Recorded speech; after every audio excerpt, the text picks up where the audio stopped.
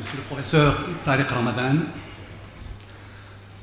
représentants locaux et élus, responsables des administrations et des entreprises, représentants du Conseil des Ulama, assistance issue des professions libérales, représentants de la presse, chers collègues enseignants-chercheurs, surtout chères étudiantes et chers étudiants, chère assistance.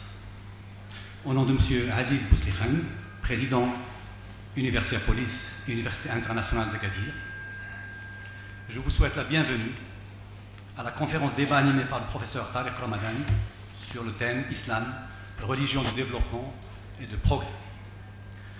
Pour votre information, chère assistance, en plus des 850 personnes invitées dans cette salle, nous avons 200 personnes invitées dans une autre salle de conférence qui vont suivre la conférence simultanément en télévisé et un autre public un peu plus jeune qui va suivre la conférence en streaming sur YouTube. Ce qui dénote, bien sûr, un grand engouement pour les travaux et la pensée de M. Tariq Ramadan. En votre nom et au nom des Gadiris, je tiens à le remercier d'avoir accepté de nous honorer et surtout de nous gratifier par cette conférence.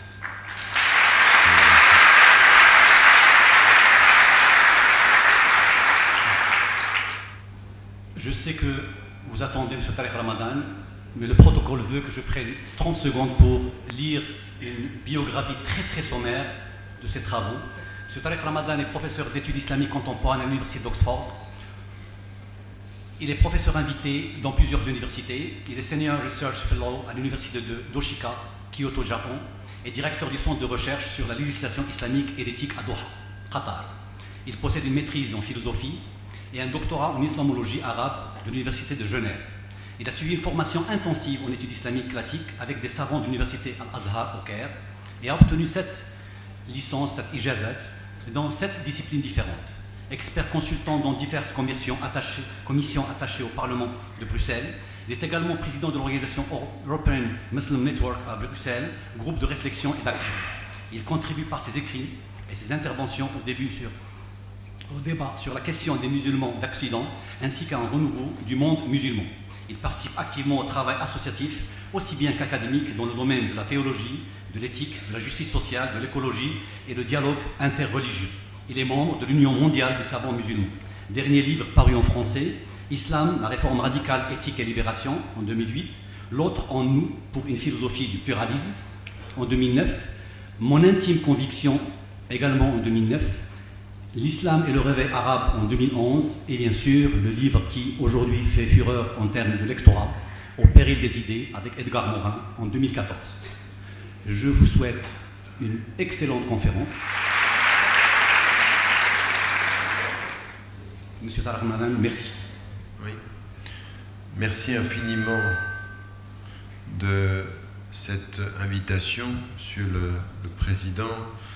J'aimerais beaucoup saluer également parce qu'elles ont fait preuve de beaucoup de patience au moment où je venais d'une autre intervention ailleurs, Iman et Jihan, pour leur engagement et le fait d'avoir rendu cette rencontre possible, et puis toutes celles et tous ceux qui ont fait en sorte qu'on puisse se retrouver dans d'aussi bonnes conditions.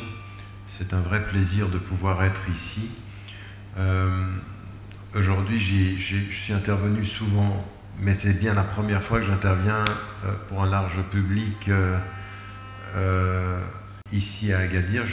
J'avais déjà visité la ville, mais je n'avais pas donné de conférence. Et aujourd'hui, il m'a été donné à 3 reprises maintenant de pouvoir intervenir. Et c'est avec un grand plaisir que je suis avec vous. Et je vous remercie beaucoup de toujours cette chaleur humaine que je retrouve chaque fois que je reviens au Maroc, qui, comme vous le savez, c'est quelque chose que je dis avec sincérité, de cœur et d'une histoire qui maintenant dure depuis presque 15 ans, dans mes venues annuelles, 4 ou 5 fois par année ici au Maroc. C'est une patrie et un pays d'adoption pour moi, walhamdulillah.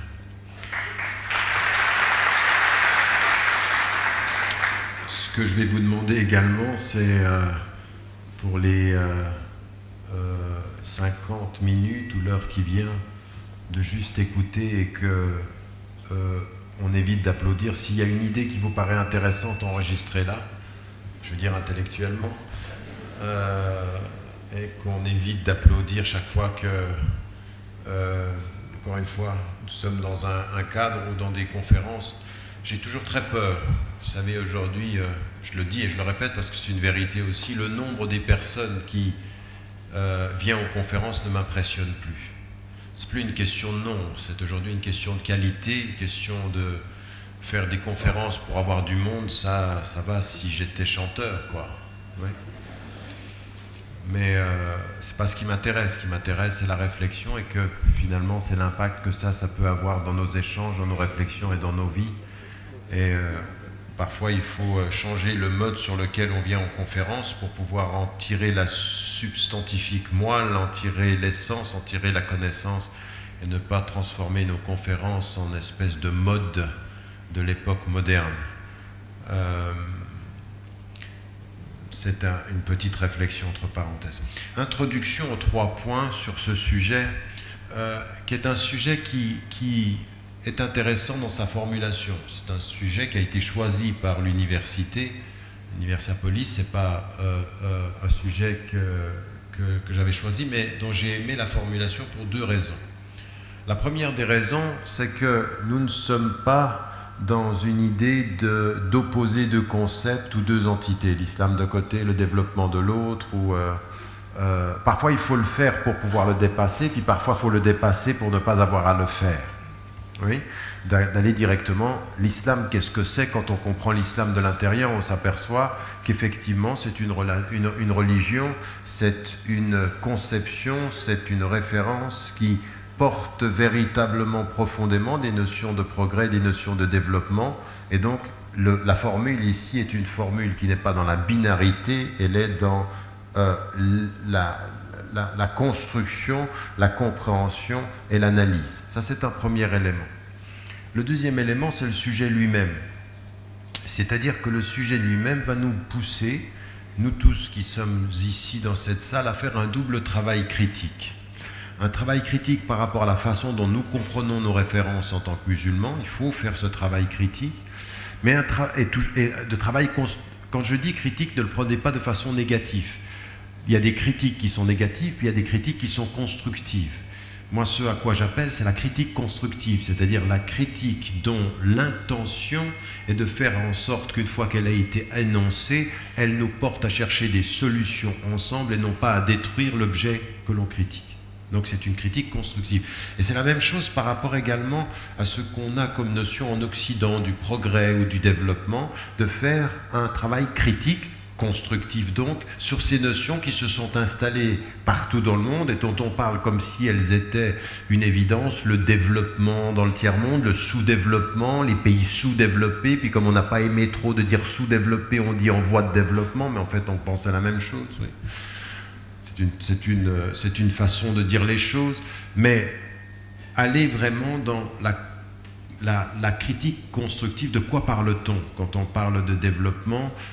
Qu'est-ce qu'il faut ajouter? Et vous allez vous rendre compte que même dans les sociétés qui sont développées, industrialisées, avancées, vous avez de l'intérieur toute une pensée critique extrêmement intéressante qui a dit mais il faut questionner notre développement. C'est allé d'ailleurs jusqu'aux Nations Unies. De quoi parle-t-on quand on parle de développement?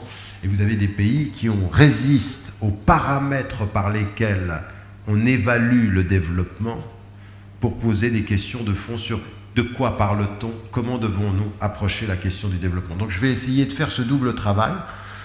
C'est pas facile pour le temps qui est donné, mais en fait tout ce que je vais essayer de faire, c'est si vous voulez, d'ouvrir des portes, d'introduire à des considérations intellectuelles que nous pourrons, Inch'Allah, tout à l'heure dans notre discussion, peut-être discuter plus avant, et vous pourrez y apporter votre contribution. Donc premier élément ici, à partir de cette introduction, à mon introduction en l'occurrence, qui est simplement de m'arrêter sur le sujet, eh bien c'est déjà l'idée qu'il faut que nous nous arrêtions à la définition des termes, et si nous ne pouvons pas toujours définir les termes, en tout cas comprendre les différentes couleurs que le concept ou la notion peut avoir. Et ici, on s'arrête déjà sur la notion du progrès, et le progrès qui est effectivement l'acquisition, l'accumulation de connaissances, de compréhension, de moyens scientifiques et technologiques qui font et qui déterminent le fait que l'être humain dans son histoire, par l'acquisition de connaissances, par l'acquisition de moyens, par l'acquisition de compétences, est dans une relation avec son environnement qui lui donne la possibilité de progresser dans sa compréhension, de progresser dans son intervention, de progresser dans la recherche de solutions. Ce peut être sur le plan intellectuel, sur le plan médical, sur le plan technologique et autres. Sauf que, en l'occurrence, ça c'est une notion du progrès qui est portée vers l'extériorité, le rapport interpersonnel ou le rapport de l'individu à son environnement. Souvenez-vous d'un homme qui avait déjà eu un petit doute sur cette question-là. Cet homme, il se situe à un moment tout à fait particulier de la tension qu'il y a entre l'espérance du progrès qu'il y a avec l'ère des Lumières en Occident, 18e siècle. D'ailleurs, ce n'est pas juste de le placer au 18e siècle, il faudrait commencer à le placer au début du 15e et 16e siècle, avec le début de la Renaissance et de l'humanisme. Il y a déjà quelque chose qui se passe et qui est très très important. Et à un moment donné, quand l'évolution s'est faite, Baudelaire s'arrête et questionne la notion de progrès et dit le progrès de l'homme, c'est quand l'homme progresse et non pas quand il acquiert la technologie. Le progrès, c'est l'être de l'être avec son être et non pas l'être avec autrui ou avec l'environnement. Et qu'est-ce qu'il est en train de dire? Il est en train de dire, il se pourrait qu'il faille que nous questionnions le progrès. Qu'est-ce que vous dites quand vous dites progrès? Est-ce que c'est un progrès de l'individu? Est-ce que c'est un progrès de la conscience? Est-ce que quand j'acquiers de la conscience, je progresse? Ou est-ce que c'est que quand j'acquiers des moyens? Est-ce que le progrès se mesure aux moyens ou est-ce que le progrès se mesure à la conscience? Question éthique, question fondamentale, question de première importance, dans laquelle tous les êtres humains de toutes les civilisations sont embarqués. Ça n'est pas une question par laquelle on critique l'Occident, c'est une question par laquelle on se regarde en face du miroir de sa conscience et du miroir de son histoire. Toutes les civilisations. Et les musulmans comme tous les autres. Parce que souvent c'est une question qu'on pose à l'Occident parce que c'est toujours la question facile des dominés aux dominants. Mais il ne suffit pas d'être ou de se sentir dominé pour avoir répondu à la question. Il y a des dominés aussi obsédés par le progrès de la matière et de l'avoir que ceux qui les dominent. Oui ? On n'est pas forcément libéré de la notion d'un progrès du quantitatif quand on est dépourvu de l'avoir. Donc on doit se poser ces questions-là, et encore une fois, c'est une question internationale. Deuxième des choses sur lesquelles il faut qu'on s'arrête et qui est le lien avec le progrès, c'est la notion du développement. Qu'entend-on par développement? Et là, immédiatement, on s'aperçoit que les premières considérations qui venaient de... Naturellement, on l'avait dans l'ordre de l'économie ou de la finance, le développement économique, le développement des sociétés, ce qui était lié à des indices économiques sur le terme me vient en anglais, GP, comment on dit le PIB, voilà, très bien. Quand on a ces éléments-là, c'est sur la balance commerciale, sur le revenu par tête d'habitant, etc. Eh bien, tout à coup, au niveau des Nations Unies, un certain nombre de peuples, un certain nombre d'acteurs de cette question du développement dit « mais peut-être qu'il faudrait voir les paramètres du développement sur d'autres choses ». Et on va ajouter, par exemple, au niveau des Nations Unies, une réflexion qui serait l'indice du développement humain. Et l'indice du développement humain n'est pas caractérisé par le quantitatif et l'économique, il est sur le développement humain, sur la notion de l'éducation, sur la notion du bien-être, sur la notion du rapport à l'environnement. Des indices qui changent la perspective. Oui, c'est un peu comme sur le plan de la scolarité, on a des indices qui nous montrent ce qu'est un bon élève en général dans nos écoles. Et en général, ce qui va être l'indice du bon élève, c'est lié sur un certain nombre de caractéristiques qui sont liées sur la rationalité, la capacité à la logique, la capacité à l'acquisition de la logique mathématique ou des langues. C'est mais la créativité. Quelqu'un qui est très mauvais en mathématiques, mais extraordinairement esthétique et imaginatif, lui, il n'est pas sûr de réussir à l'école. Parce que les critères de l'école sont des critères qui vont être des critères qui sont liés à rationalité, mémorisation, logique, maîtrise des éléments. C'est comme ça qu'on va déterminer une réussite scolaire. Donc on établit des paramètres. Et il se trouve qu'à un moment donné, dans certaines écoles alternatives, on dit mais il faudrait peut-être ajouter d'autres choses, la créativité, le vivre ensemble, la solidarité collective dans une classe, etc. Eh bien, dans l'indice du développement humain, on a fait la même chose. On a dit il y a d'autres caractéristiques que simplement le fait de ces indices qui sont déterminés. Alors, ça c'est un premier élément.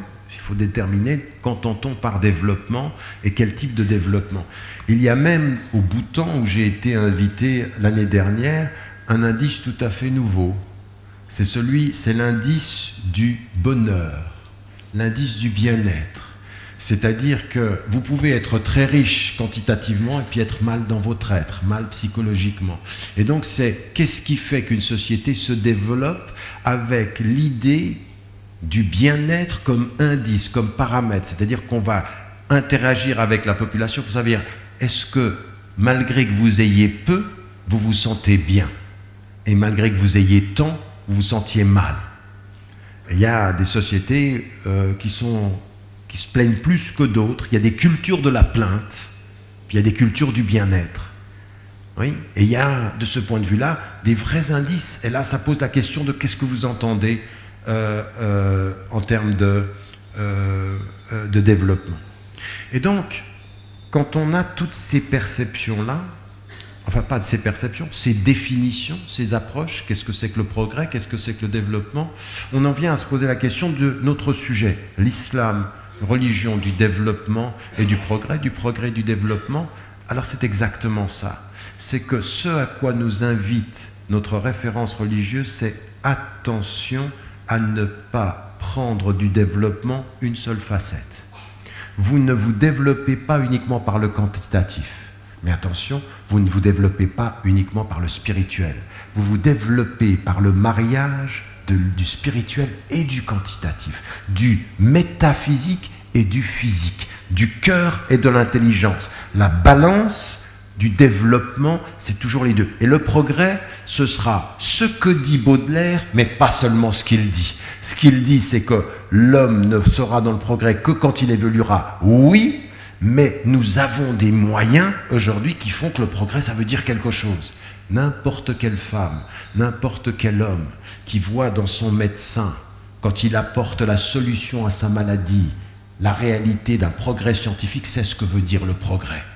On peut aujourd'hui guérir de maladies dont hier on mourait. Donc le progrès physique veut dire quelque chose. Il n'y a pas que du mauvais au quantitatif. Ce qui est mauvais n'est pas le quantitatif. Ce qui est mauvais, c'est l'obsession du quantitatif. C'est l'excès du quantitatif. Mais la raison raisonnable de la quantité, nous n'avons aucun problème. L'excès de la quantité, c'est la fin de l'homme. Parce que c'est ne plus savoir penser l'être, mais se définir par l'avoir.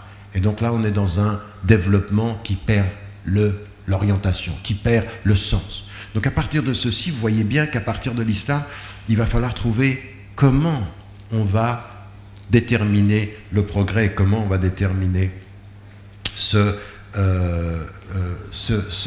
évolution-là. Alors, pour le déroulement de mon intervention, dans le sujet, on a mis l'islam, religion de progrès et de développement. Je vais inverser les deux. Je vais commencer par le développement parce que ça va être l'horizon qui va me permettre d'entrer dans la notion de progrès. Donc, le développement d'abord.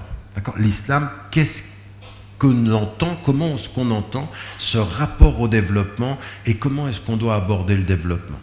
Je vous le dis, mais vous comprenez bien une chose, je ne suis pas ici pour faire une intervention, on va se faire plaisir pendant 1 heure.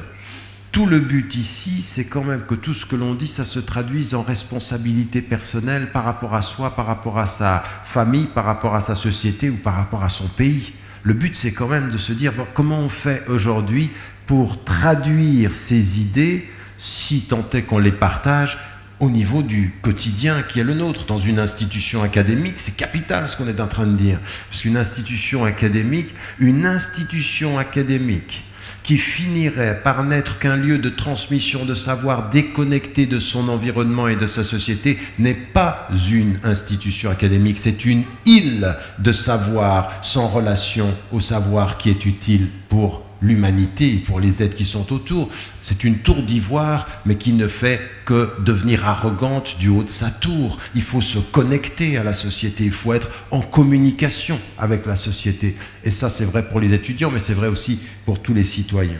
Et donc ici, ce qui est très important dans la tradition musulmane du développement, c'est que dans la conception même de l'homme, vous savez, souvent je me plains dans le dialogue que l'on a avec des femmes et des hommes d'autres traditions, des femmes et des hommes qui sont de la tradition hindoue, bouddhiste, juive, chrétienne ou athée ou agnostique, il y a une étape que l'on saute. Souvent on entre dans le dialogue sur les valeurs que l'on partage. Et c'est vrai qu'il y a des valeurs que l'on partage qui sont très très importantes. Mais si on veut aller au fond des choses, il faut aussi qu'on ait une vraie réflexion sur nos conceptions de l'homme. Sur nos conceptions de l'homme. Pourquoi? Parce que les conceptions de l'homme, elles ne sont pas forcément pareilles. Ce n'est pas parce qu'on dit il y a l'âme et le corps qu'on est d'accord sur comment est l'âme et comment est le corps. Il faut aller plus loin. Et dans la tradition musulmane, il y a quelque chose qui est fondamentalement important. Dans notre conception de l'homme, de tous les hommes, il y a 2 choses. La première des choses, c'est que ce que nous croyons dans la tradition musulmane, c'est que Dieu, à l'origine, met dans le cœur de chaque être une étincelle. Et lui, il est chargé d'en faire une lumière. La responsabilité de l'homme, quand vous avez dans le Coran « Nourun ala nour », lumière sur lumière, c'est l'étincelle qui t'habite, ta conscience doit en faire de la lumière. Et ta conscience, vous savez, nous sommes tout à fait d'accord avec ce qui se traduisait dans la conscience occidentale, quand à un moment donné, on a parlé de la lumière divine ou du siècle des lumières, l'intelligence comme une lumière. Dans la tradition musulmane, on n'a aucun problème avec ça. L'intelligence est une lumière, le cœur a une lumière, et la foi est lumière. Et la foi qui rencontre l'étincelle, c'est lumière sur lumière. Mais ça veut dire quoi? Ça veut dire que chaque être humain, en essence, a la responsabilité de son développement personnel. Personne ne peut laisser à autrui la responsabilité de son développement. Mais c'est même plus que ça. L'être humain ne devient qu'humain que lorsqu'il a relevé le devoir de son développement personnel. Donc, nous avons un élément ici qui est très important, c'est qu'il y a une lumière et qu'en fait, cette lumière, plein de choses peuvent la recouvrir. Les choses qui peuvent la recouvrir, si on les détermine, vous allez voir comment c'est très important ce que je dis là maintenant, parce que ça, vous allez voir l'impact que ça va avoir sur l'extériorité. La chose qui peut la recouvrir, d'abord, cette lumière, c'est soi-même. C'est quand la lumière qui devrait me faire sortir de moi-même, finalement, finit par être emprisonnée par le moi, par l'ego. L'ego, c'est la première prison de la lumière personnelle. Et c'est quoi l'ego ici? C'est l'arrogance ou la prétention. C'est le je qui s'enferme. C'est pas le je qui pense et qui s'ouvre, c'est le je qui s'affirme et qui n'affirme que lui. L'arrogance. Ici, on a une vraie dimension. Vous voyez comment là, on est avec Baudelaire, le développement personnel. Toutes les psychologies modernes, tout ce que vous lisez sur ce qui fait aujourd'hui fureur aux États-Unis, sur l'intelligence émotionnelle, tout ça, là-dessus, nous sommes d'accord. Nous sommes d'accord. La maîtrise de soi, comment on sort, comment on se développe. Mais attention, donc il y a l'ego. Ensuite, il y a des choses qui sont en nous qu'il faut que nous admettions. Il faut que nous admettions que nous avons des instincts. Il faut que nous admettions que nous avons des désirs. Il faut que nous admettions qu'il y a des choses qui nous attirent. Zuyyina linnas hubbi shahawat. Ça a été embelli pour nous. Il y a des choses qui sont belles à l'extérieur. Et donc, on est attiré. Tout ce qui va nous faire, qui va nous transformer de l'animal qui vit en nous à l'humain qui sommeille en nous et qui attend de se développer, c'est la conscience et la prise en charge de soi. Faire de cette lumière, de cette étincelle, une lumière. C'est le développement personnel qui commence par quoi? L'essentiel ici, il n'y a pas de développement de l'humain par l'humain sans éducation. Nous sommes des êtres dans la nécessité à être éduqués. Toute société humaine qui ne restitue pas le droit à tout individu de s'éduquer est une société qui va à l'encontre de son droit humain. Le droit humain commence par l'éducation. Et l'éducation, déjà, que je dois pouvoir avoir par rapport à moi-même. C'est-à-dire de me prendre en charge, d'avoir cette conscience. Il y en a énormément d'entre vous ici dans cette salle qui vont dire « ça c'est vrai ça ». Attention, on est bien d'accord qu'il faut que ce droit soit donné à chacun. Mais ce qui est le plus dramatique dans certaines de nos situations, c'est que non seulement on a ce droit, on a cette possibilité, mais on ne le fait pas. Parce qu'à un moment donné, tout vous est donné pour le développement personnel, et il y en a certains qui n'y s'y engagent pas, qui n'ont pas la conscience de leur propre développement personnel. Et donc à un moment donné, c'est un droit, mais c'est une responsabilité. C'est pour ceci qu'en arabe, le mot qui va venir avec l'âge de raison, c'est « et-taklif ». Mukallaf, ça veut dire vous avez à répondre à cet appel. Ya ayyuhalladhina amanu stajibu lillah. Répondez à cet appel. C'est un appel, c'est à vous d'y répondre. Et donc c'est un appel de la conscience. Premier élément de ce développement, c'est par rapport à soi et par rapport à cette étincelle, de maîtriser son ego et de maîtriser ses instincts. Et là, on entend quelqu'un d'autre qui vous disait, au moment où il écrivait Les Fleurs du Mal, « Hypocrite lecteur, mon semblable, mon frère ». Qu'est-ce qu'il voulait dire? Il voulait dire, si tu viens à l'intérieur de toi-même, tu sais très bien que tu as des instincts qui te tirent vers le bas. En fait, sommeille en toi le pire des animaux. Tu peux être une bête. Et quand vous voyez ce qui se passe à travers le monde, à des moments donnés, vous regardez comment vivent les gens, ou ce que les gens peuvent faire, vous dites, mais c'est pas possible. On est dans un règne pratiquement comment on traite. À des moments donnés, il y a des gens qui vous disent, quand je demandais par exemple sur ce qui se passe en Afrique, dans certaines guerres intestines, quand il se passait au Rwanda, ou quand ça se passe maintenant en Birmanie, et je demandais à un ami bouddhiste, Touati, c'est un ami, c'est un bouddhiste en Birmanie, qui est celui qui a dit à ses amis bouddhistes, s'il y en a un d'entre vous qui veut tuer les Rohingyas, il faudra qu'il me tue d'abord. Il faut savoir reconnaître la dignité de ceux qui se battent dans tous les camps. Un homme courageux. Et lui, il disait une chose, il dit, on en est arrivé parmi un certain nombre de moines bouddhistes, à déshumaniser l'autre. Et en fait, quand vous écoutez ce qui se passait chez les Hutus et les Tutsis dans ce conflit, la déshumanisation de l'autre, c'est plus des êtres humains. Donc c'est une bête qui réagit. Donc vous avez la postulation vers la bestialité, et puis vous avez la postulation vers la grandeur.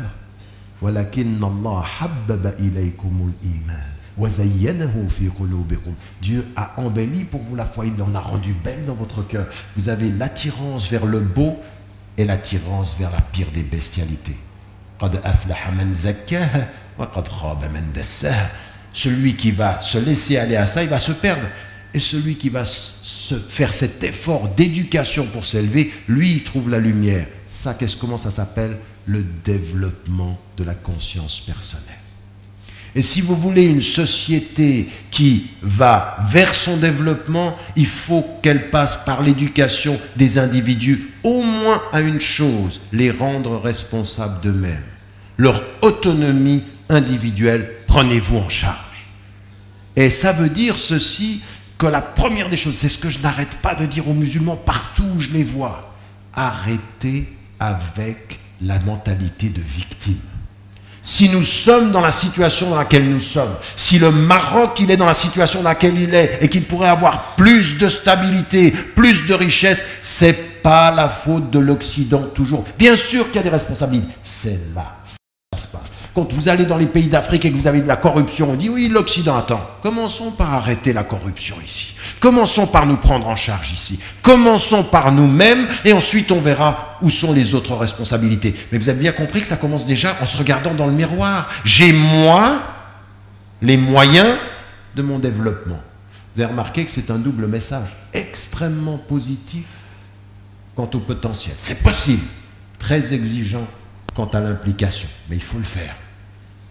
Vous savez, c'est comme quand on entend le verset du Coran, La yukallifullahu nafsan illa wus'aha. Dieu ne demande pas à quelqu'un plus que ce qu'il peut faire. C'est un verset, quand on l'écoute, et on se dit, c'est bien. Non, relis. Dieu ne demande pas à quelqu'un plus que ce qu'il peut faire. Est-ce que tu as fait ce que tu pouvais faire? Est-ce que tu es allé jusqu'au bout de ton potentiel? Ou alors tu t'es vite arrêté en route, je ne peux pas plus. Attends, viens, on va s'asseoir, on va voir. Vous voyez, c'est très exigeant. Donc un premier élément que nous trouvons dans la tradition musulmane, et là vous voyez qu'il y a quelque chose de très positif. Et cette étincelle, c'est ce qu'on appelle el-fitra, fitratallah allati fatara an-nas alayha. Dieu a développé l'homme sur cette fitra, c'est quelque chose de très positif, quelque chose qui nous pousse toujours en avant. Quand on n'est pas dans la mentalité de victime, quand on n'est pas dans la passivité, c'est très positif. Debout et positif. Confiance et c'est possible.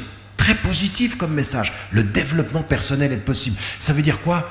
Vous pouvez toujours être meilleur demain que vous l'êtes aujourd'hui. Et le premier qui ose vous dire le contraire, écartez-le de votre route.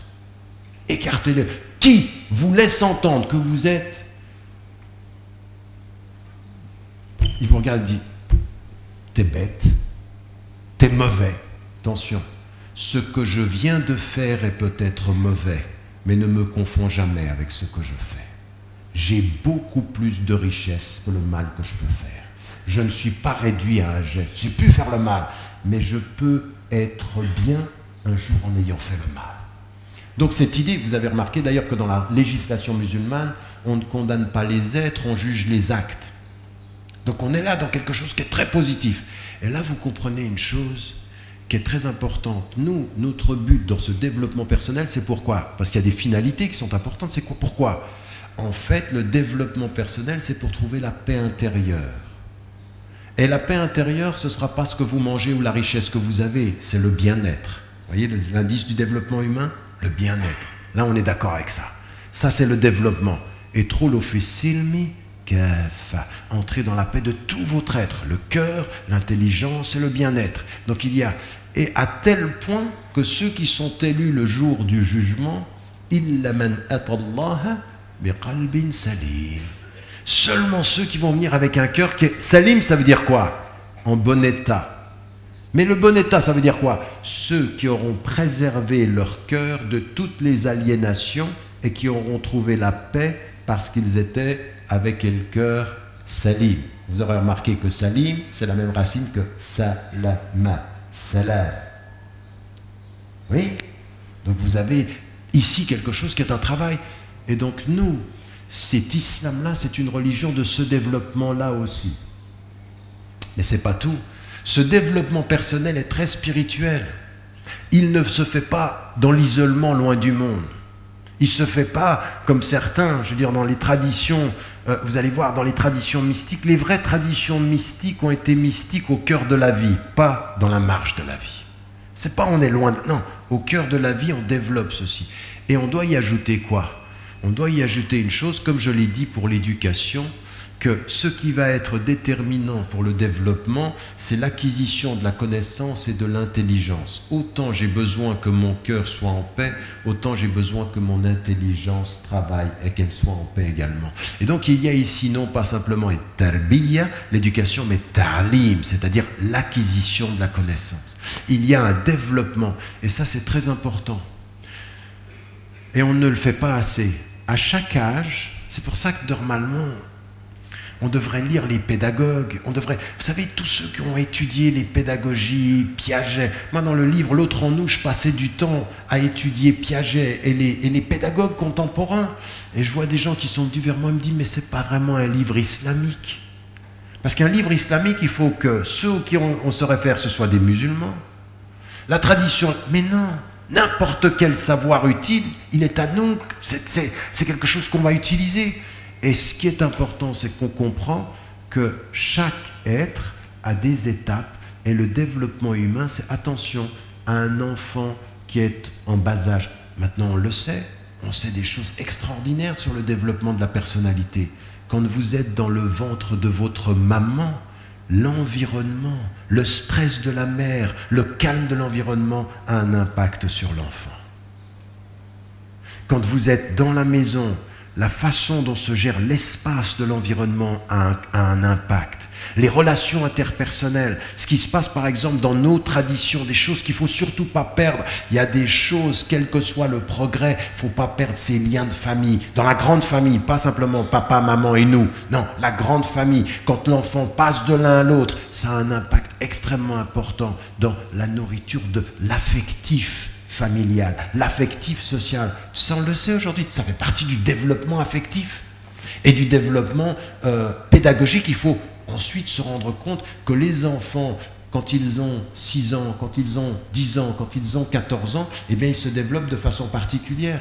Mais une chose qui est très importante, on le sait aujourd'hui, 2 enfants de même parents ne voient pas développer la même intelligence. Parce que l'intelligence, ce n'est pas uniquement l'inné, c'est aussi de l'acquis qui vient de quoi? De l'interaction avec l'environnement, de comment on capte les choses. Et nous, on se rend compte d'aujourd'hui d'une chose. Il y en a certains d'entre nous, ils donnent aujourd'hui une éducation à leurs enfants comme si nous étions dans les années 60. Vos enfants aujourd'hui, à l'âge de 10 ans, à l'âge de 12 ans, ont un capital de captation d'images par Internet et par tous les moyens pédagogiques qui font qu'ils savent beaucoup plus que ce que nous, à notre époque, il n'y a même pas longtemps. On va rester jeune quand même. On captait, mais c'est vrai. Quand vous voyez des chiffres, et c'est dans le positif et dans le négatif, c'est-à-dire qu'ils voient des choses extraordinaires que nous, on ne pouvait même pas imaginer. Et puis des choses qui les perturbent. Aujourd'hui, on le sait dans les indices, par exemple, sur ce qui concerne dans les pays majoritairement musulmans, comme dans les pays d'Occident, aujourd'hui, 4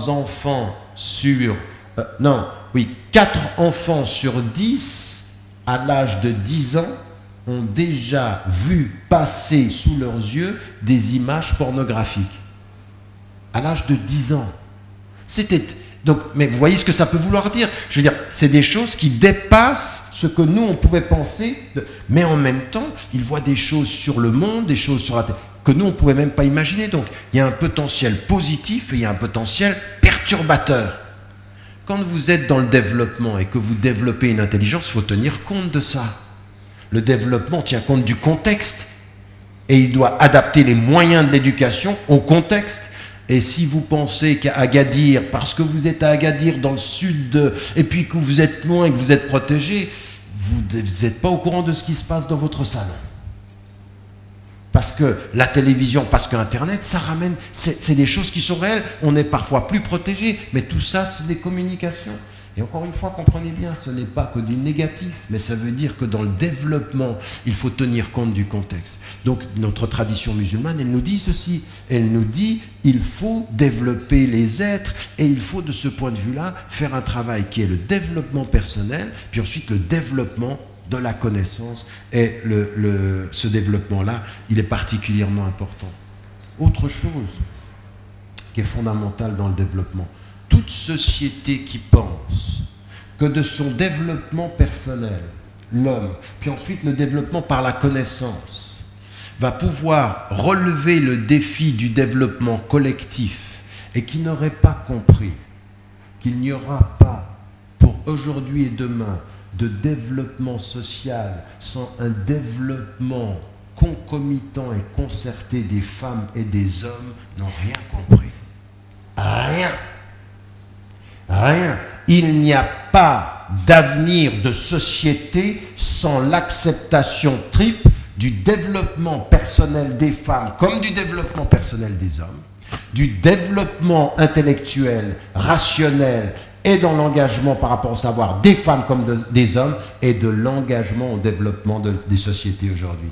Parce qu'aujourd'hui, par rapport à nos sociétés, des femmes ont des préoccupations, les femmes ont des préoccupations que certains hommes par rapport aux priorités de la société sont en train de perdre.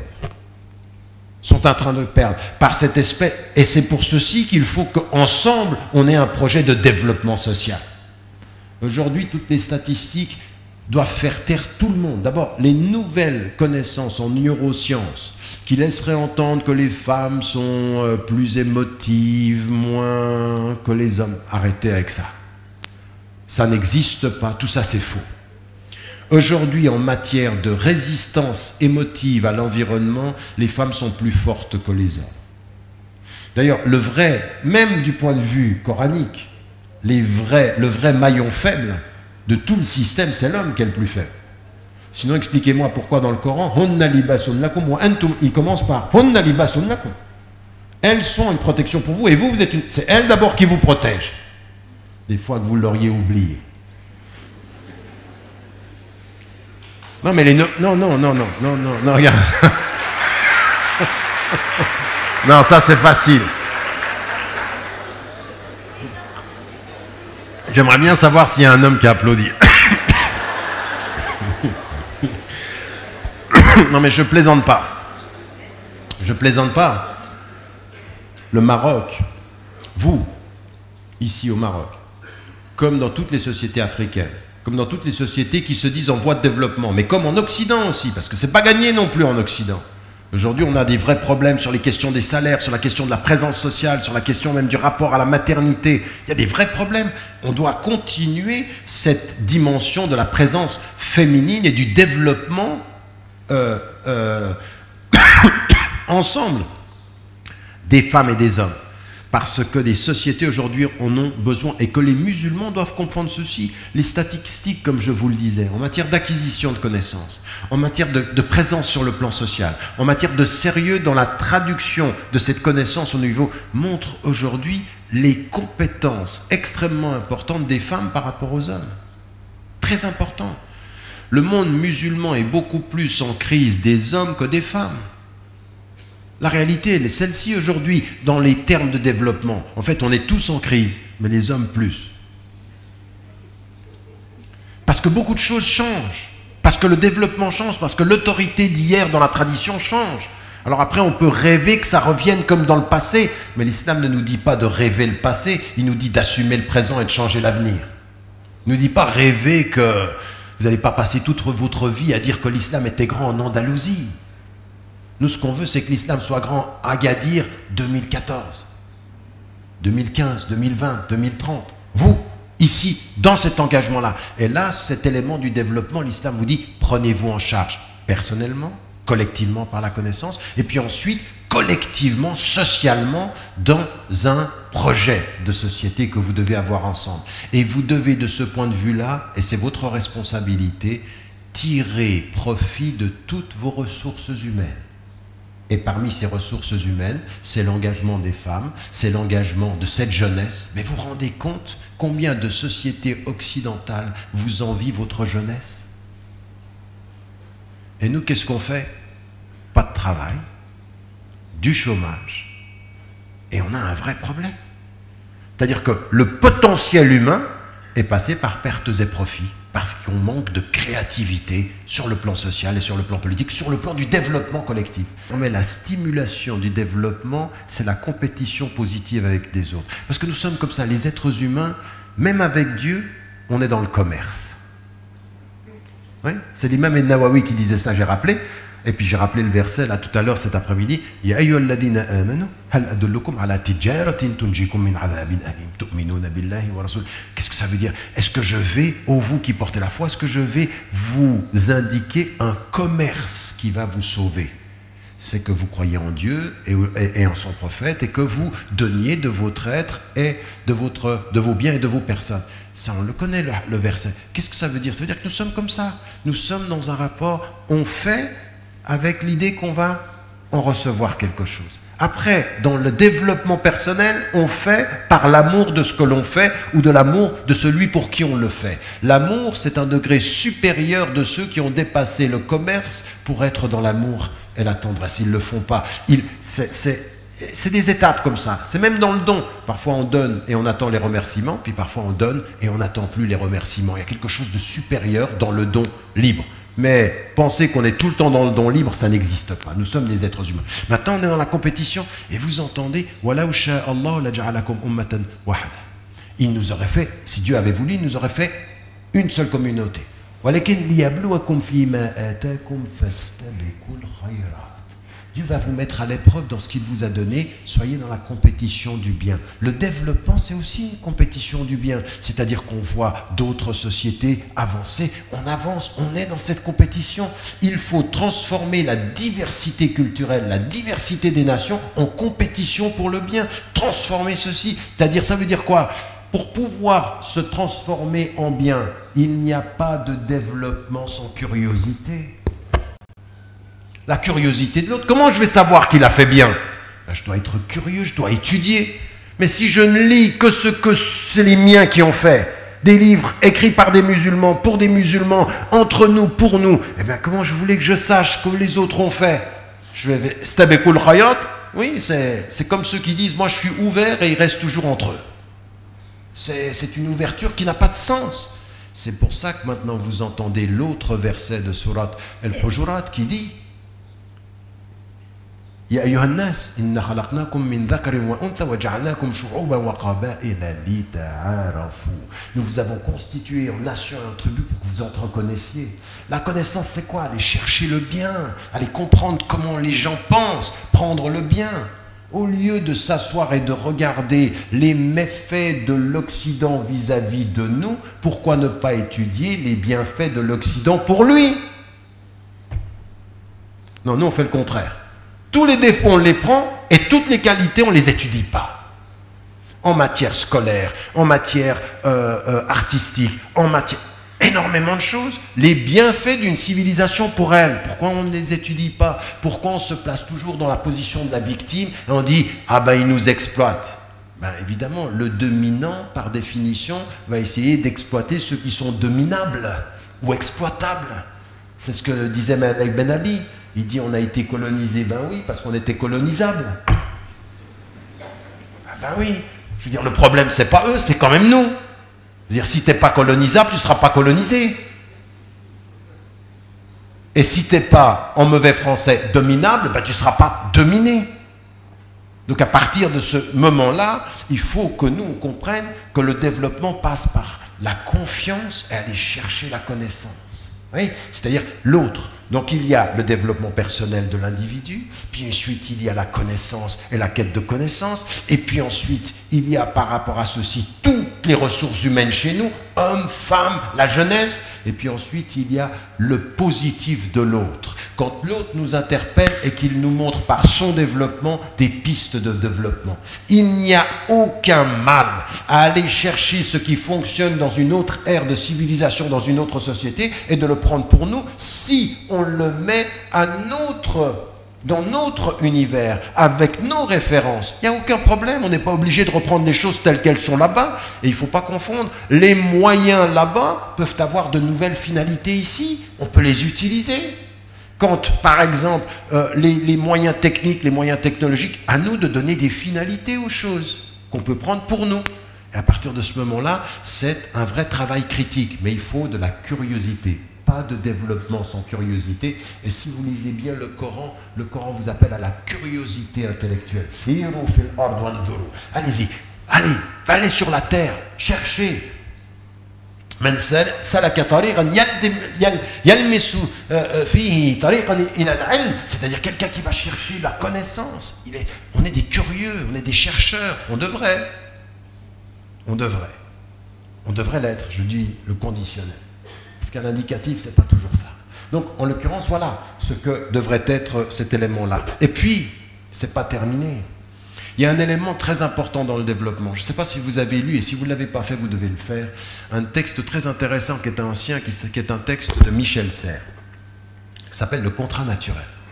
Il a écrit un texte très intéressant. J'avais eu une discussion avec lui d'ailleurs, et d'ailleurs, même en l'occurrence, le dernier livre la grande contribution de Edgar Morin qui s'appelle La Voix parle aussi de la même façon. Il y a une chose qu'on n'a pas compris. Dans notre relation au Tawhid, Allah subhanahu wa ta'ala, quand vous lisez la fin des Corans, qui est le début de la révélation, toutes les dernières sourates, vous apercevez qu'il y a une formidable interpellation vers la nature. Et il y a une chose qui est très importante. Jamais vous n'aurez un développement cohérent et de bien-être si vous insultez la nature. Si vous transformez les animaux, si vous les maltraitez, il n'y aura pas de bien-être et il n'y aura pas de développement. Pour deux raisons. D'une part, du point de vue spirituel, parce que vous ne respectez pas la création de Dieu. Vous savez que quand même, vous vous rendez compte de ça, qui est une formidable réponse à tous ceux qui ont pu utiliser l'argument des dommages collatéraux. Quand on est au 7e siècle, le prophète qui dit, dans une situation où la guerre vous est imposée, parce que la guerre, ce n'est pas quelque chose qu'on propose, c'est une dimension qui s'impose à nous quand nous devons survivre. Il dit, quand vous avez à résister, vous ne touchez pas aux femmes, vous ne touchez pas aux enfants, vous ne touchez pas aux religieux, vous ne touchez pas aux arbres fruitiers. Vous ne touchez pas à la nature. Elle ne vous a rien fait. Même le contraire. Sans elle, vous n'êtes rien. Sans la nature, vous n'êtes rien. Un développement qui fermerait les yeux sur leur rapport à la nature et qui insulterait la nature en insultant Dieu, c'est une chose qui insulte l'humain. Et donc on a ceci, vous vous rendez compte, des gens qui sont avec le prophète et qui sont en train de faire leurs ablutions devant une rivière qui court. Et il dit aux compagnons, ne gaspille pas l'eau. Mais il ne le dit pas parce qu'un jour tu n'auras pas d'eau. À ce moment-là, il ne pouvait pas le savoir puisque la rivière, elle court. Il dit, c'est le principe qui compte. Le principe de ne pas gaspiller, pas la peur de ne plus en avoir. Aujourd'hui, on se rend compte entre nos civilisations et l'Occident que ce qui était un principe chez nous et ce que sont aujourd'hui les catastrophes nous ramènent ensemble en nous disant nous devons faire quelque chose par rapport à la nature. Pas de développement de l'être, pas de développement de la connaissance, pas de développement de la société, pas de développement dans l'interaction avec les autres sans le respect de là où nous vivons. C'est pour ça que Michel Serres, dans son livre, il dit « Voici venir les temps d'une équation tout à fait nouvelle. On pensait que notre survie, c'était entre deux êtres humains, dans la relation interpersonnelle entre des sociétés, des nations. Maintenant, c'est deux nations et la terre qui les accueille. Et l'environnement qui les accueille. Parce qu'il se pourrait que ces deux nations, prenez un exemple aujourd'hui, une compétition entre la superpuissance américaine et la nouvelle puissance chinoise, soient tellement obnubilés par la puissance que finalement ils détruisent la terre et tout le monde part. Donc en l'occurrence, on a de cette cause. Et là, vous voyez que dans l'islam, attention, tous ces éléments-là sont à aborder ensemble. Tous ces éléments-là sont abordés ensemble. Mais je vais vous dire une chose, si vous regardez aujourd'hui les nouvelles consciences en Europe qui se réveillent, dans les mouvements qui sont des mouvements qui sont liés à l'écologie ou plus généralement dans les populations, eh bien on est d'accord là-dessus. On se rend compte que des mouvements se rencontrent et que sur cette question-là, oui, l'islam nous appelle au développement, mais un développement qui ne perd pas de vue les finalités. Et ça m'amène à ce qui va m'amener à ma conclusion, qui est, à partir de là, comment aborder la question du progrès. Le progrès dans cette notion du développement, dans cette façon. Mais j'aimerais bien que vous compreniez une chose, pour vous d'entre vous qui êtes majoritairement musulmans, mais vous n'êtes pas simplement musulmans ici, il y a des personnes qui sont d'autres traditions, mais vous qui êtes majoritairement musulmans, ce qu'il faut qu'on comprenne, c'est que ce que le monde attend de nous aujourd'hui, ce n'est pas des musulmans qui passent leur temps à se justifier, mais on est gentils, on n'est pas des terroristes, on va tuer personne. Mais il y en a marre de ça. Ça va pour les populistes, ça va pour les racistes. Mais nous, il faut qu'on dépasse ça. Aujourd'hui, ce que le monde conscient attend de nous, c'est notre contribution à ces questions-là. C'est des vraies contributions à ces questions du développement personnel, à la question de vraiment comment est-ce qu'on va aborder l'éducation et l'enseignement. Une vraie contribution sur le développement des hommes et des femmes dans la société. C'est ça notre contribution. Aujourd'hui, il faut qu'on se réveille. Encore une fois, pour contribuer, il faut déjà se réveiller. Il faut déjà s'engager dans cette voie-là. Et nous sommes malheureusement beaucoup trop passifs. Vous savez, j'ai beaucoup dans ma vie, quand j'enseignais dans l'enseignement secondaire, quand j'étais très jeune, je me suis beaucoup occupé de jeunes qui étaient dans la drogue. D'ailleurs, je dis souvent, et je disais ça à mes chouyours en Égypte, quand je faisais les ijazat, là, je disais, mais moi j'ai eu un cher. Un cher qu'il avait, quand je l'ai rencontré, il avait 16 ans. Il est mort à 19. C'est un cher au sens où il m'a énormément enseigné de ma religion. Il n'était pas musulman, c'était un jeune, c'était un drogué. Et il m'a énormément appris. D'ailleurs, c'est à ce moment-là que j'ai écrit des textes comme prof où j'ai dit « ils m'ont appris ». C'est-à-dire pas ce que je leur ai appris, mais ce qu'ils m'ont appris. Et lui, je voyais à un moment donné une chose que j'ai beaucoup rencontré dans les personnes qui sont en crise.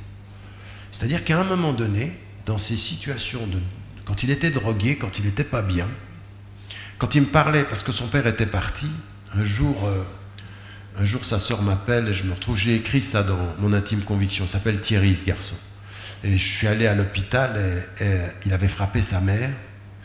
Et toute sa formulation intellectuelle, c'était toujours de dire « c'est eux, je suis leur victime ». Oui, c'est-à-dire qu'à un moment donné, la justification de son état de drogue, c'était « voilà ce qu'on me fait, voilà ce que je subis ». C'était pas complètement faux, mais c'était pas complètement vrai. Mais c'est une tournure d'esprit. À un moment donné, le fait d'éviter ses responsabilités pour justifier le fait qu'on ne les prenne pas. C'est un trait psychologique qu'on voit chez des adolescents, qu'on voit chez des gens qui sont dans la drogue ou qui sont dans l'alcoolisme ou qui sont dans des crises psychologiques profondes. Ben, quand vous voyez ça au niveau collectif, oui, des sociétés, vous apercevez que la conscience musulmane contemporaine vit une crise du même type. Pas qu'on est drogué, mais qu'on n'assume pas. Mais qu'on trouve des prétextes à nos propres... Vous voyez, cette tournure d'esprit qui systématiquement, à tel point que certains d'entre vous viennent vers moi, et vous savez pourquoi ils m'aiment bien? Parce qu'en fait, je transforme au niveau télévisé leur propre crise intérieure en « oui, donne-leur ». Vous croyez ce que je veux dire? Il leur donne. Il répond, il me défend. Mais pour que je te défende, il faut que tu aies senti que tu étais accusé. Pour que tu aies besoin d'un quelqu'un qui te représente, c'est que tu sens que tu es peut-être démuni. Et là, on touche quelque chose de très profond. Et ça, je pourrais vous le dire, à des moments donnés, quand certains viennent vers moi, je dis, mais tu sais, on t'aime beaucoup. Des fois, on a envie de prendre la personne et de dire, assieds-toi. Pourquoi tu m'aimes d'abord? Quelles sont les raisons de ton amour? Ah, j'aime bien comme tu réponds. Est-ce que tu leur dis?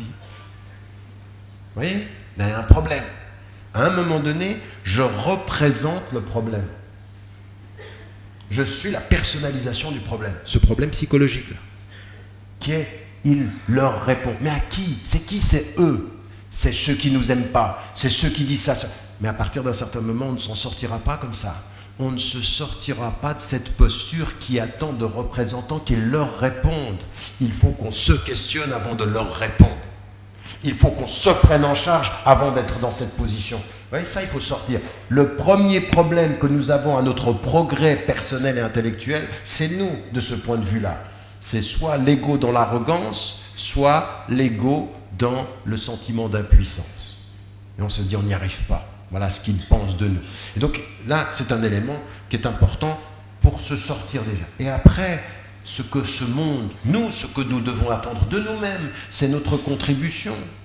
Et ce qui nous est dit par rapport à notre religion, c'est que nous avons un rôle de témoin. Et je ne cesse de le répéter, quand je rencontre un athée, quand je rencontre un agnostique, quand je rencontre Edgar Morin ou d'autres sur la route, j'ai fait 5 livres de dialogue.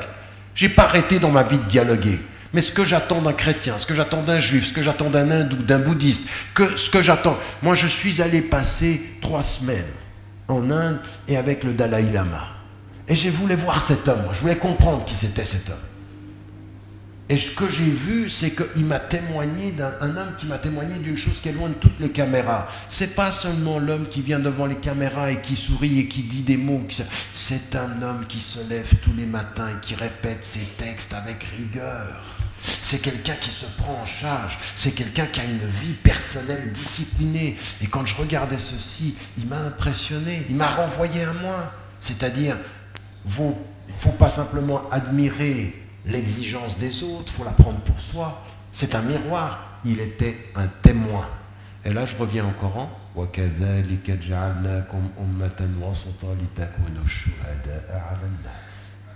Nous vous avons établi comme une communauté pour que vous soyez des témoins. Soyez des témoins. Et le témoin, il se prend en charge. On n'est pas un témoin. Qui va vous prendre comme témoin si vous êtes tout le temps des victimes? Qui va dire, ah ben, c'est bien. Tu es un témoin de tes propres déroutes, de ton propre désarroi. À un moment donné, ce développement-là, il va passer par ça. Et là, on va aborder la question du progrès. J'ai encore 5 minutes, c'est... Oui, 10 minutes, 15 même. Oh là là là. Faut pas me donner tout ce temps. Je suis un Masri. L'asl Masri, ana.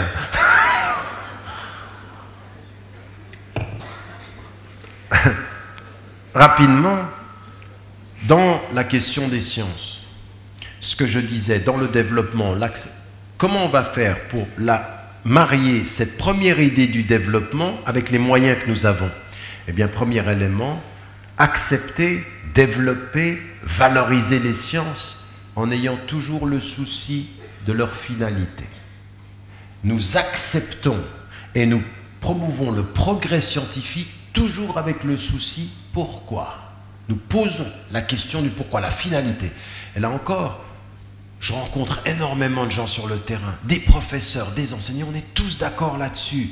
Il faut que le savoir pose les questions des finalités.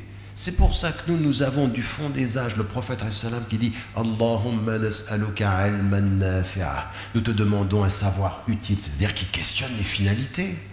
Bon, vous voulez aller sur Mars, pourquoi? Vous êtes en train de construire des drones, pourquoi? Vous êtes en train de construire des drones, par exemple. Moi, j'ai vu des appareils extraordinaires, extraordinaires. C'est des appareils où ils sont téléguidés à distance, ils s'approchent des animaux, ils restent avec l'animal, les tigres, les lions, et ils peuvent permettre une analyse de comment vivent les animaux dans leur biotope, c'est-à-dire extraordinaire, des moyens techniques au service de la connaissance. Et puis, il y a d'autres choses.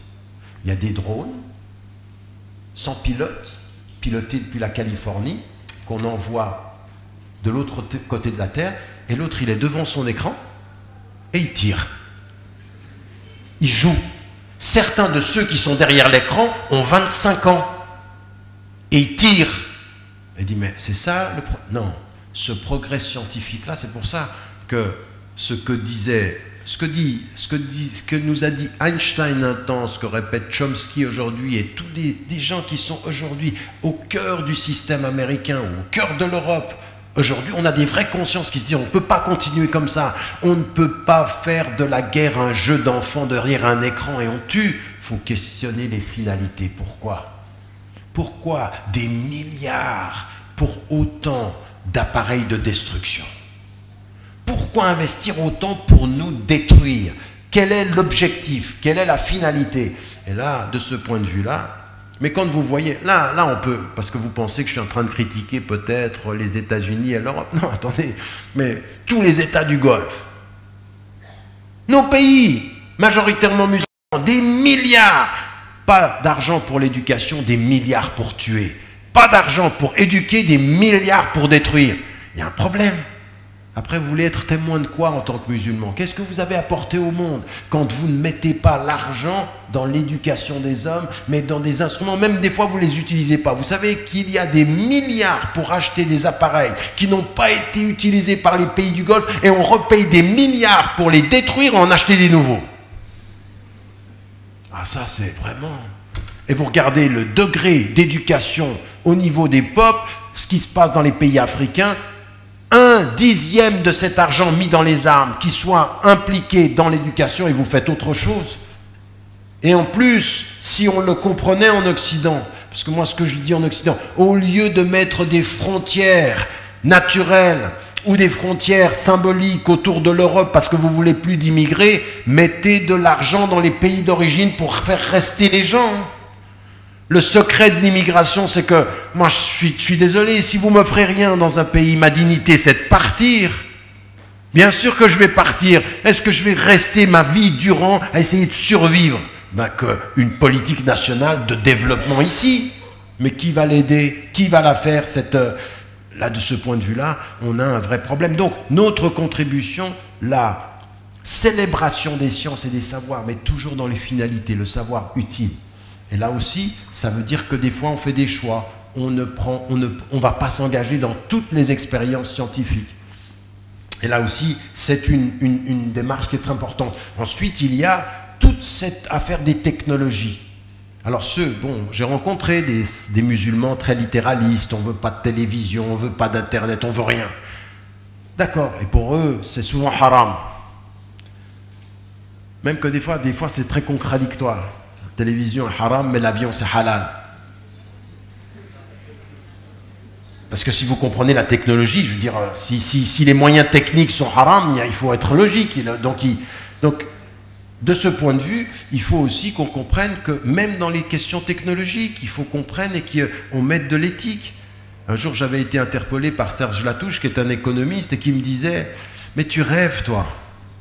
Si tu penses que les produits technologiques aujourd'hui peuvent avoir une nouvelle éthique avec... Non, ils sont constitués pour être eux-mêmes contre l'éthique que tu appelles. » Et il me parlait de la télévision. Il me dit, tu peux avoir une télévision, elle sera marginale, la télévision éducative. La grande télévision de masse, elle sera aliénante. Mais ça, c'est des vraies questions. Il faut se poser la question de comment on gère ce rapport à la technologie. Mais là aussi, il faut qu'on questionne les finalités, mais qu'on aille jusqu'au bout. La technologie qui tue, il faut la questionner. Moi, quand on vient vers moi et on me dit la première bombe nucléaire islamique au Pakistan, je dis attendez, arrêtez, parce que là, il y a une contradiction dans les termes. Une bombe nucléaire islamique, parce qu'une bombe, ça peut être islamique. Tu tues islamiquement, et ensuite, tu as des dommages collatéraux. C'est pas possible. On ne peut pas entrer là-dedans. Donc à un moment donné, il faut se saisir dans la conscience. Mais là, vous qui êtes ici aussi, vous êtes des citoyens, mais à un moment donné, ces voix citoyennes, il faut qu'elles soient entendues, il faut qu'on ait une vraie réflexion critique. Il faut qu'on ait des jeunes qui soient des étudiants, des intellectuels qui s'expriment. Il faut développer ces pensées. C'est ça la contribution aujourd'hui, à partir de nos références. Mais montrer que la singularité de nos références n'empêche pas l'universalité du propos. La singularité de nos références n'empêche pas l'universalité du propos. Parce que tout ce que je viens de vous dire ici, c'est quelque chose qui est audible partout. C'est tellement audible que souvent en France, on est obligé de dire que j'ai un double discours pour faire en sorte que ce ne soit pas audible. Parce que sinon, ça s'écouterait. Et dire, ah non, attention, l'homme est très dangereux. Il ne pense pas ce qu'il dit. Ah, je ne sais pas ce que je pense. Si je parle sans penser ce que je dis, je ne vous le dirai pas à vous.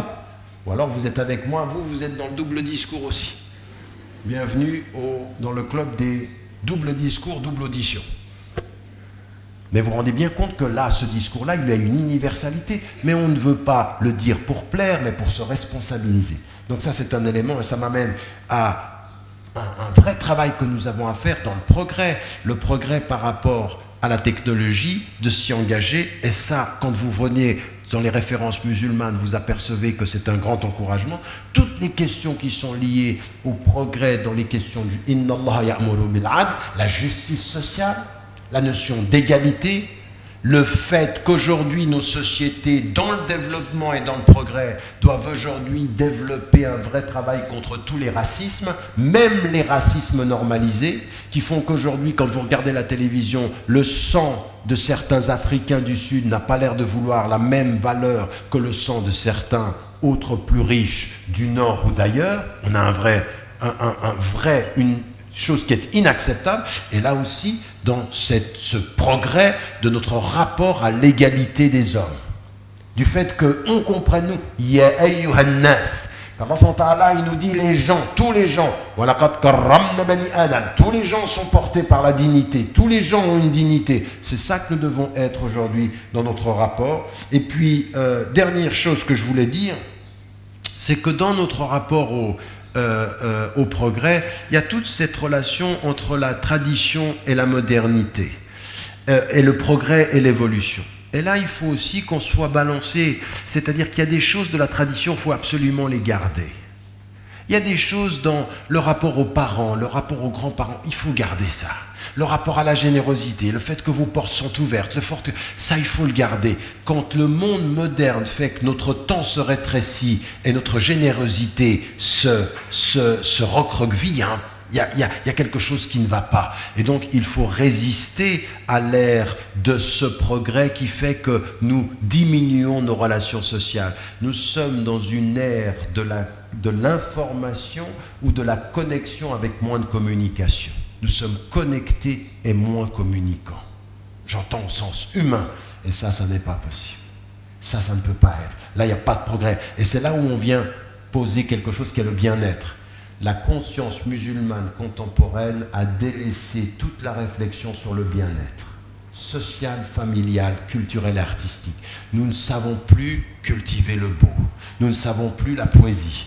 Nous ne savons plus la musique. Alors je sais qu'il y a des savants qui disent la musique c'est haram. C'est une opinion, elle n'est pas la seule.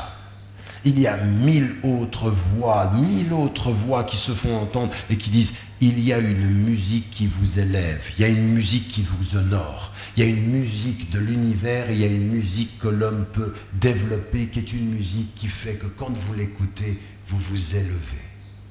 Et cette musique-là, elle est bienvenue. Cette musique-là, elle est prière. Cette musique-là et cette poésie-là, elle est prière. Le prophète n'a pas rejeté tous les poètes, mais celui qui est venu vers lui avec ses bons mots, il a enlevé sa cape et lui l'a mise en signe de reconnaissance. Tes mots sont beaux, la beauté vient du divin, car Dieu est beau et il aime la beauté. Il faut que nous célébrions ça. Ça fait partie du développement, le développement artistique, le développement de tous ces éléments-là sur lesquels nous devons beaucoup travailler. Et donc, vous l'aurez compris, un vrai travail sur les origines de nos références, un rappel de ces principes dont nous parlons, les objectifs que nous devons ne pas perdre de vue, et en toutes circonstances, de l'origine au rappel et aux objectifs, le défi le plus difficile pour l'humanité est toujours l'équilibre. Rester équilibré, c'est le plus grand des djihad.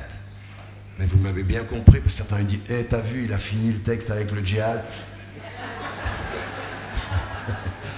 Djihad, au sens que ça a en islam, la résistance à ce qu'il y a de pire en nous et la réforme pour ce qu'il pourrait y avoir de meilleur. L'équilibre, c'est ça. Le pire, c'est le déséquilibre en nous et le meilleur, c'est l'équilibre et l'harmonie. Que Dieu nous aide, Inch'Allah. Assalamu alaikum wa rahmatullah.